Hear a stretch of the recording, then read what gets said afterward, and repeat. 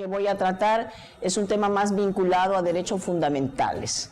Entiendo que se ha presentado tanta gente al tema de derechos fundamentales que han considerado que debería estar acá porque esta es una temática un tanto distinta. No obstante, considero que el tema es de singular importancia para todos y el planteamiento que vengo a postular está referido a la reforma constitucional que se acaba de dar sobre el plazo máximo de la detención preventiva, especialmente en relación a las organizaciones criminales que han sido incluidas en el plazo de 15 días naturales y cómo esta ampliación del plazo impacta en el derecho a la libertad personal. Bien, entonces, ¿no dan? No, dice que no dan las diapositivas, qué pena, había traído mis diapositivas para ustedes, pero igual vamos a continuar. Ustedes saben que la Constitución Política, en el artículo 224, en un largo listado, establece el derecho fundamental a la libertad personal. Y tiene un enunciado que nosotros podemos compatibilizarlo con lo que es la autodeterminación de la persona. Cuando se enuncia que nadie está obligado a hacer lo que la ley no manda, ni impedido de hacer lo que ella no prohíbe. Entonces, este enunciado general se va a compatibilizar con un conjunto de derechos y garantías que protegen a la libertad personal, donde se incluyen una gran cantidad de salvaguardas para proteger tanto las restricciones como las privaciones de libertad. Si ustedes analizan la Constitución, verán que en el artículo 2, inciso 24, literal B, el constituyente peruano se refiere a las restricciones, molestias menores a la libertad personal, mientras que en el literal F se refiere a lo que es privación de libertad, cuando la persona es detenida y privada de un bien tan fundamental como es su libertad personal. Bien, en el mismo sentido, ¿no?, donde ustedes verán que hay un gran listado de derechos, nos encontramos que la Convención Americana de Derechos Humanos en el artículo 7 tiene la misma regulación que en el caso peruano, ¿no? Tiene una concepción general cuando dice toda persona tiene derecho a la libertad y a la seguridad personales.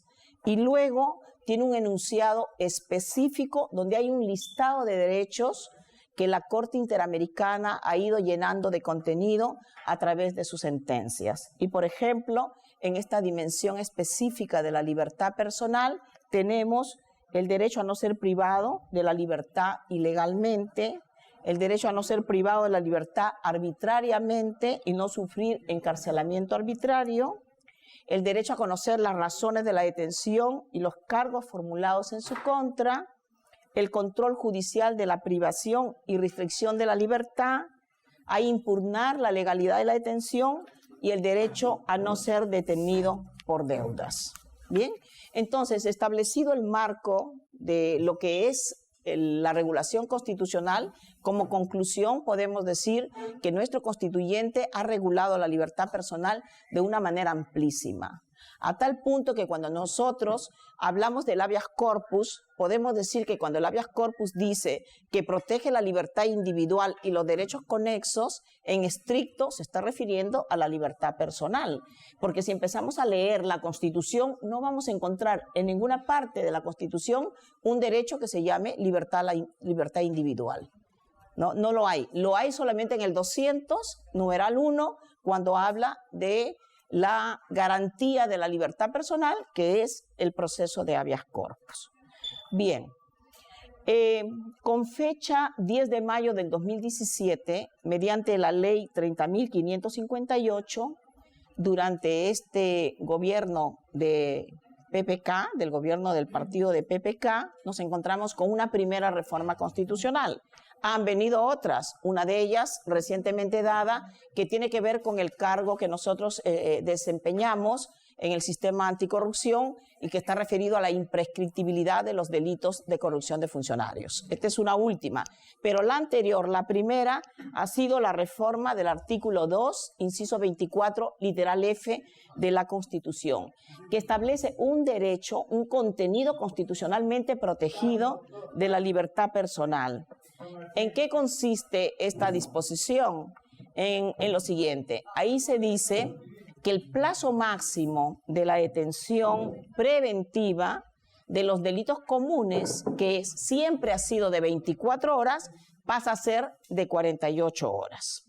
En segundo lugar, se amplía el plazo máximo de detención de hasta 15 días naturales, que en la Constitución venía siendo solamente para los procesados por terrorismo, tráfico ilícito de drogas y espionaje, se amplía a aquellas personas que hayan cometido los delitos en el contexto de la criminalidad organizada.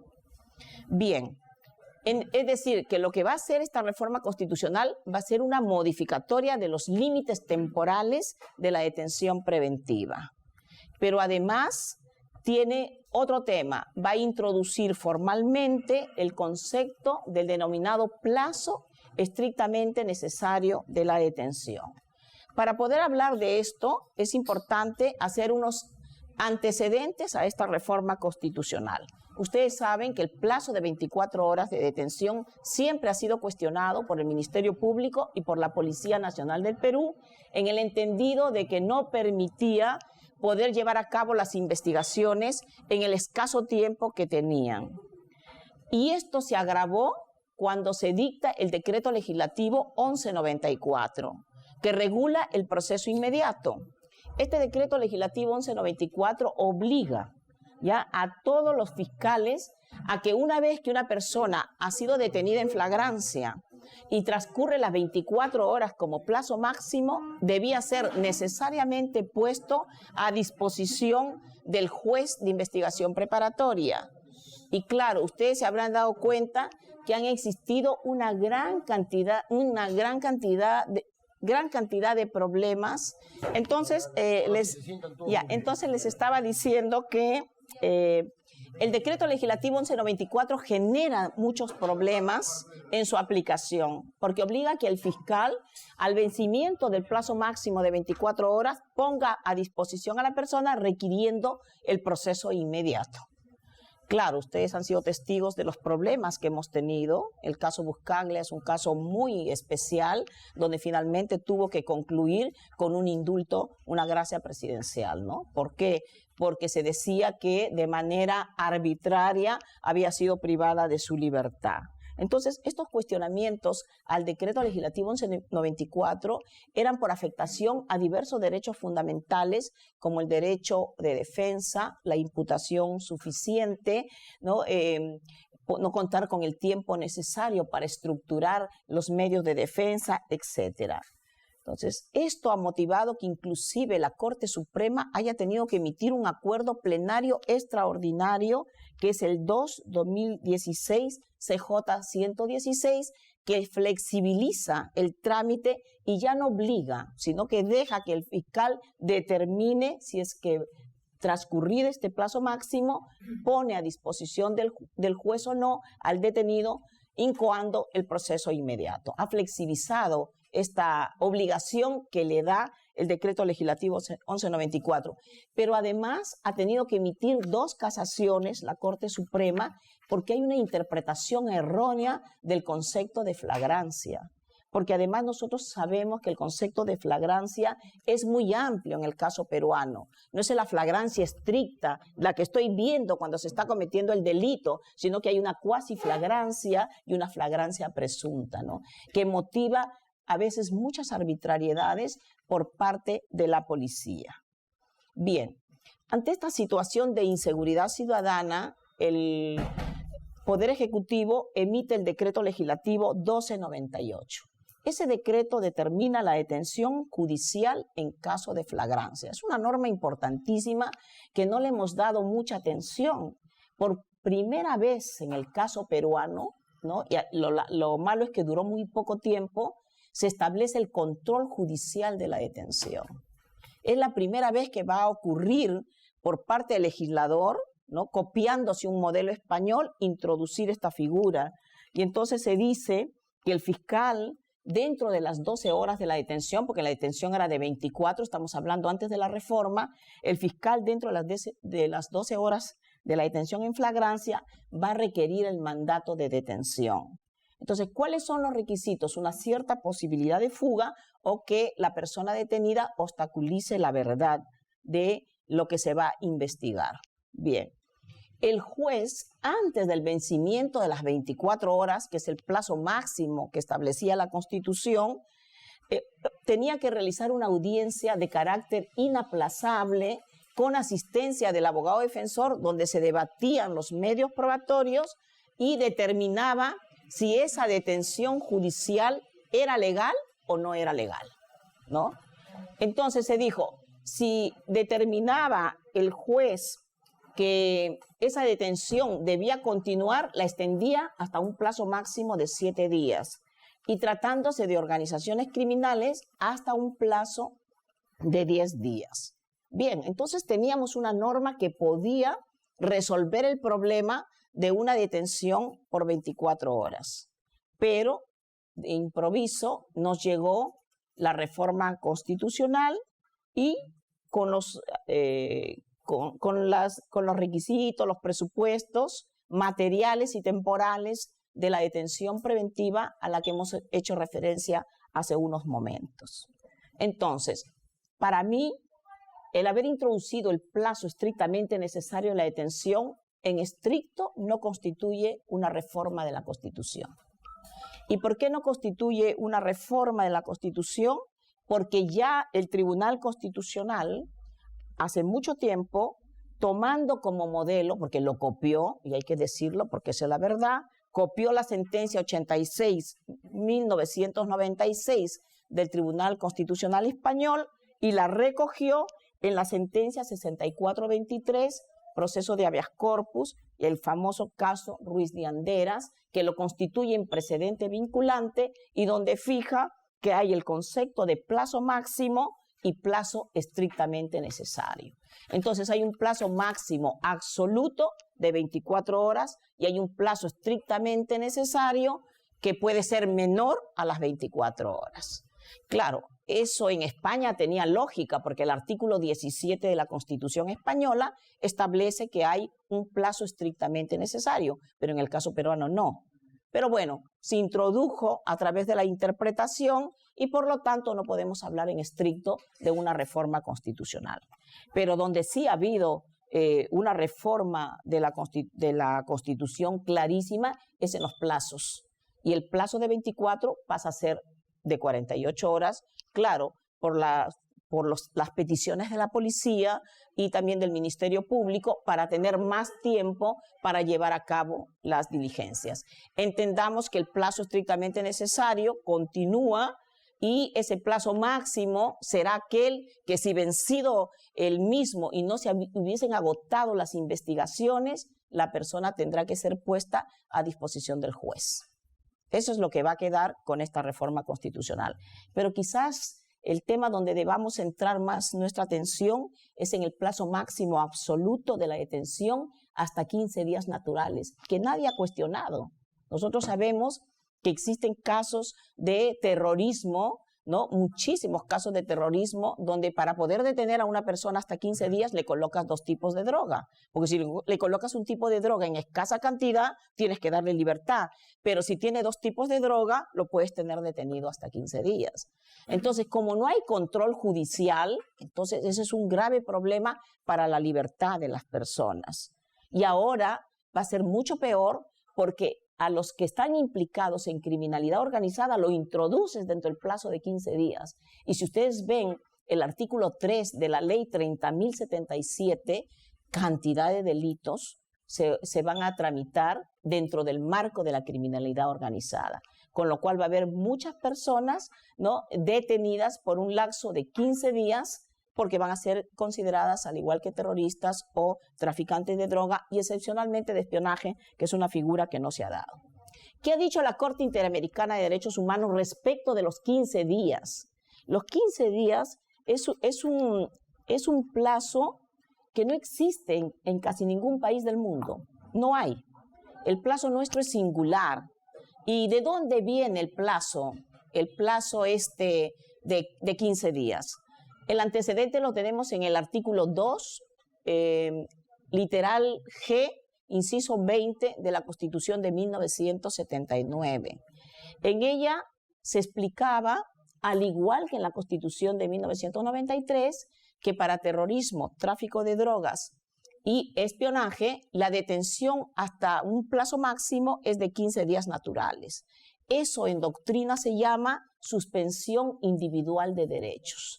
¿De dónde viene? Del modelo español, la Constitución española de 1978, en el artículo 55, numeral 2, establece la famosa suspensión individual de derechos para 3 derechos y para aquellas personas que están comprometidas en delitos de terrorismo. Tenía un plazo de 10 días, pero luego el Tribunal Constitucional Español fijó los criterios y estableció que es necesario en plazos latos de privación de libertad que exista un control judicial. El control judicial es fundamental para posibilitar el ejercicio del derecho de defensa. Bien, durante la vigencia de la Constitución del 79, que tiene la misma fórmula que el 224F de la Constitución de 1993, la Corte Interamericana conoció el caso Castillo-Páez y no cuestionó el plazo de 15 días, porque dijo que el detenido no fue puesto a disposición del juez competente en el plazo de 15 días, conforme lo prescribe el artículo 105 de la Convención Americana, 7.5 de la Convención Americana y la Constitución Política de Perú. No, ¿por qué? Porque para la Corte Interamericana, si el plazo está fijado en la ley o en la Constitución y ese plazo se respeta, no sería inconvencional. ¿Está bien? O sea, nunca cuestionó que nuestro plazo fuera 15 días. Luego, en el caso Durán y Ugarte, confirma la compatibilidad del artículo 220G. Condena al Estado peruano. Ustedes dirán, pero el Estado peruano fue condenado. Sí, fue condenado por el exceso de los 15 días, pero no por los 15 días. Dijo porque a ellos los pusieron a disposición del juez transcurrido el plazo máximo de 15 días. Bien. Luego viene el caso Castillo-Petrucci, que todos conocemos, ¿no? ¿Y qué dice la Corte Interamericana? Una persona presuntamente implicada en el delito de traición a la patria puede ser detenida por la policía por un plazo de 15 días, prorrogable por un periodo igual, sin ser puesta a disposición de la autoridad judicial. Tampoco lo cuestiona. Sin embargo, cuando conoce el caso J, que es un caso ya último, ¿no? Porque estamos hablando de los casos de la Corte Interamericana que ha conocido sobre Perú, dice algo que es fundamental para todos nosotros. Dice, aún bajo la vigencia del derecho de suspensión de garantías, es necesario analizar la proporcionalidad de las acciones adoptadas por las autoridades estatales al detener a la señora J. La falta de presentación sin demora de la señora J ante un juez no se justifica por la suspensión de garantías existentes, por lo que su detención fue arbitraria. Entonces hay un cambio ya de la interpretación de la Corte Interamericana, donde entiende que 15 días es un plazo que vulnera el hecho de no ser puesto a disposición una persona detenida de un juez sin demora, porque el Pacto Internacional de Derechos Civiles y Políticos dice sin dilaciones y la Convención Americana dice sin demora. Entonces, es la primera vez que empieza ya a analizar nuestro plazo. Y como les digo, no existe un ordenamiento jurídico donde haya un plazo de 15 días naturales sin control judicial. Es demasiado. Y sobre todo no hay una garantía de jurisdiccionalidad, porque la persona va a ser detenida en flagrante delito y por estar inmersa en estos delitos de criminalidad organizada, tráfico ilícito de drogas, terrorismo, espionaje, puede estar hasta 15 días naturales. Bien, entonces, teniendo en cuenta lo que ha dicho la Corte Interamericana, teniendo en cuenta que existía un decreto legislativo 1298 muy poco usado, entonces vamos a llegar a las siguientes conclusiones respecto de esta reforma constitucional. La amplia regulación de la flagrancia y los problemas en su interpretación y aplicación determinan que la ampliación del plazo máximo a 48 horas sin duda traerán más problemas. Eso es evidente. Lo que nosotros en 24 horas no teníamos tanto problema porque era un plazo tan violento que en realidad la policía tenía que armar de inmediato un atestado y muchas veces habían problemas, pero el decreto legislativo 1298 lo reguló y lo resolvió. Segundo, la reforma no era necesaria y resulta gravosa porque afecta el contenido constitucionalmente protegido de la libertad personal, de acuerdo a lo que ya hemos explicado. Tercero, se ha despojado a la detención policial en flagrancia del necesario control judicial, conforme lo había establecido el decreto legislativo 1298. Cuarto, el concepto de plazo estrictamente necesario de la detención en estricto no constituye una reforma de la Constitución porque introduce un concepto que jurisprudencialmente ya había introducido el Tribunal Constitucional peruano. Sexto, la abundante jurisprudencia del Tribunal Constitucional español, que es la copia que se ha obtenido por parte de nuestro Tribunal Constitucional de Perú, será de muchísima utilidad, más aún ahora que se han ampliado los supuestos y los plazos temporales de la detención. Séptimo, en el caso J, la Corte tiene en cuenta la importancia del control judicial sin demora. Establece un control de convencionalidad sobre el artículo 220G de la Constitución de 1979. Si yo ya había escrito hace 3 años, ¿te acuerdas, Jorge, cuando nos fuimos a México? Hicimos un libro homenaje al doctor Héctor Fix Zamudio. Cuando cumplía sus 90 años, escribió un artículo, El control de constitucionalidad y el control de convencionalidad, hace mucho tiempo, que la verdad después a veces no se publicita, ¿no? Y nosotros habíamos llevado un libro de ponencias muy, muy importante, la delegación peruana hacia México. Ahí nosotros hablábamos de que hasta la fecha no había sido necesario establecer un control de convencionalidad, porque en el caso del Jurado Nacional de Elecciones, el caso de Piura, el amparo que conocieron, en realidad lo que hizo fue una interpretación de la disposición de la Constitución conforme a la Convención Americana, el caso Lizana Puelles, conforme a la Convención Americana. Pero en este caso, luego de haber hecho un estudio sobre este punto, determino que sí, que es el primero de los casos que se hace un control de convencionalidad sobre una disposición de la Constitución. Y acuérdense ustedes que el control de convencionalidad implica hacer un control de las disposiciones internas respecto de los postulados de la Convención Americana sin tener en cuenta la jerarquía de la ley. Por lo tanto, una disposición de la Constitución puede ser objeto de un control de convencionalidad. Y la Corte Interamericana nos encarga a nosotros los jueces y a los miembros del Tribunal Constitucional hacer un control, digamos, entre comillas, difuso de convencionalidad. ¿No es cierto? Bien. Ahora, tenemos, como quiera que se ha dado la Constitución, la reforma de la Constitución, no se ha modificado el Código Procesal Penal hasta la fecha, va a tener que modificarse. ¿Qué hacemos en ese lapso? Creo que el rol del juez ordinario y el rol del juez constitucional será interpretar y aplicar el contenido de la nueva disposición constitucional conforme a lo resuelto por la Corte Interamericana de Derechos Humanos. Otra conclusión a la que se arriba es que los límites temporales de la detención siempre deberán considerar la existencia de un plazo estrictamente necesario. Ojo, porque si la reforma de la Constitución solamente se refiere al plazo estrictamente necesario cuando habla de las 48 horas, eso no excluye que el plazo estrictamente necesario también, y con mayor razón, se tenga que hacer extensivo para el caso de aquellas personas que van a ser detenidas hasta un plazo máximo de 15 días.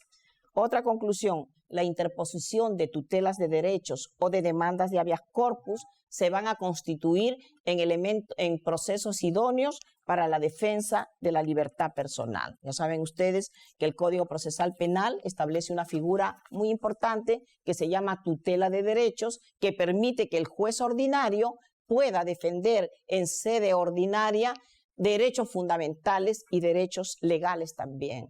Y muchas veces se está convirtiendo ahora en instrumento más eficaz, inclusive del habeas corpus, por la demora en que en que incurren los jueces al resolver los procesos de la libertad. ¿Qué propuesta de ley referenda traemos ante esta situación? La modificación del artículo 264 del Código Procesal Penal, ya que no ha sido tocado luego de la reforma, que yo estoy diciéndoles a ustedes que la interpretación que tenemos que hacer nosotros, entre tanto no se regule el artículo 264 que desarrolla el mandato constitucional, será hacer una interpretación de conformidad con la Constitución de conformidad con lo que dice la Convención Americana y lo que ha interpretado la Corte Interamericana de Derechos Humanos. Entonces, la propuesta de ley referenda es la siguiente. Tratándose siempre dentro del 2.24F, ¿no? Tratándose de un detenido a quien se le imputa haber intervenido en la comisión de los delitos exceptuados es terrorismo, tráfico de drogas y espionaje, o como integrante de una organización criminal, debe ser puesto a disposición del juez de la investigación preparatoria dentro de las 72 horas siguientes a la detención, con el requerimiento fiscal de prórroga de la detención. Es decir, si a una persona a quien se le imputa la comisión de estos delitos es detenida y la policía o el Ministerio Público la quiere tener 15 días detenida, deberá dentro de las 72 horas presentarle el fiscal un requerimiento al juez pidiéndole la prórroga de la detención. Le dirá hasta 10 días, hasta 12 días, plazo máximo 15.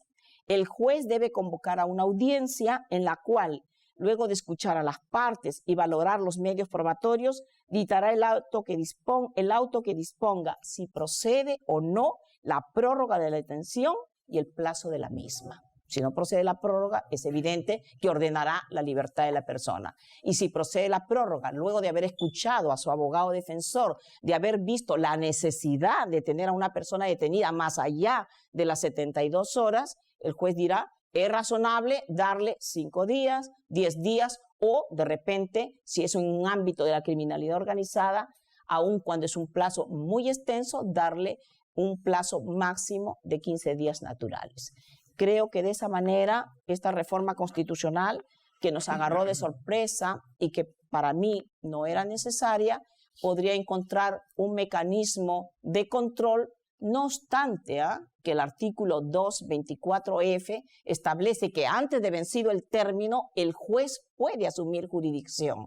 Pero la práctica nos ha demostrado que en ningún caso los jueces asumieron jurisdicción antes del vencimiento de los plazos máximos. Muchas gracias a todos.